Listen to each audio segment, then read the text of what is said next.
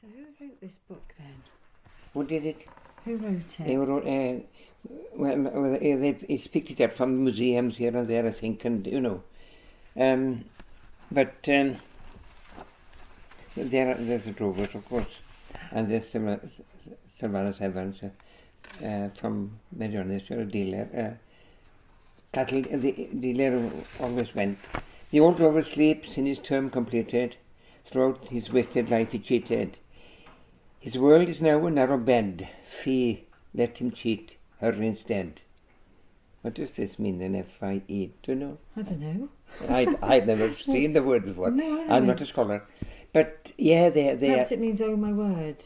Yeah. Or something. Yeah.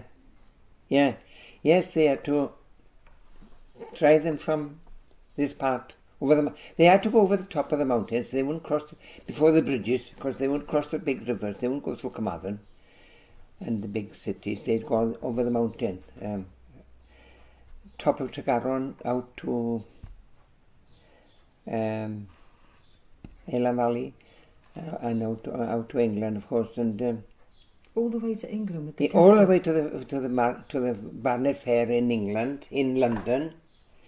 And if they went more than 2 miles an hour, somebody said they'd be losing too much weight and they'd be thin by riding, and that was no good.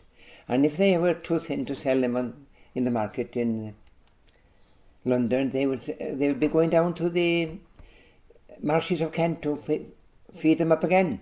But that's another 30 miles the other way. I don't know how did it pay its way in the end.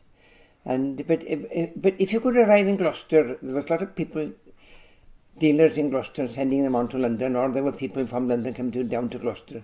Gloucester was a big place to change hands. Perhaps it was nearly halfway between here and London, I don't know. But it was a hard life, wasn't it? Terrible prices, cheap. Average of the 2-year-olds and the yearlings were £2.50. He was paying for them, the average price for the small and for everything. The dealer. And what would it be now? £3.50. £1,000. Oh, £1,000. Yes. More like, very close to £1,000 a day, because there were big cattle going. See, each now. Yeah, each. Yes, each. They're selling the big cattle, are going up to 1,300. We'll say 800, and if they were on average, count the yearlings and the 2-year-olds, say about 800. But tough time it was. Very tough time. So did you know any drovers? Yes, I met this man in Tregaron, Bill and Ben, and Ivan, Bill and Ivan's father, Ben Crone. But I was only a youngster, about 19, and I don't remember anything he told me about, but I wished I had written it. But he had remembered. I'm going back now to the early 50s, 1954. And he'd been driving them perhaps over to Bill's way, perhaps, and I don't know if he went all the way, I don't remember what he said, but he'd been driving towards London when he was a child. Wow. Ben Crown in Tregaron there, Bill and Ivan's father.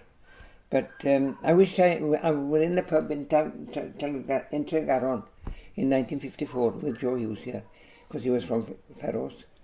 And Ben was telling us the stories about driving. I was only a child, and I don't know. There was it didn't seem very, very vertigo for me then, very, very hard, because we used to drive the cattle everywhere. When I was a youngster, we used to drive them to St. Truck, but it's only 2 miles anyway. But it's more what you call today, hard to believe how it was, isn't it, for me now? Because when I was young, I knew people who would, and if somebody were moving, they would move.